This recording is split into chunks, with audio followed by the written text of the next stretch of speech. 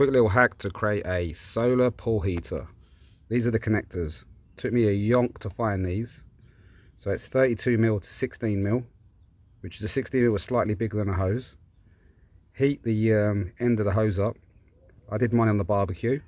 Goes all soft. Slide it in, not too hot obviously, just enough so you can slide it in. Then once it's on, pop obviously this housing into the pool. It cools it down nice and quick. There are bulbs on the back of this, so it creates a watertight seal. So obviously out of the pump, into the hose, goes all the way around, into a spare bit of hose. Need to paint this black obviously to make it better, but it's working as it is, so not sure I need it. Now it goes all the way back, as you can see. Pop. This is leak, so forgive me for this. Need to get a new one of these.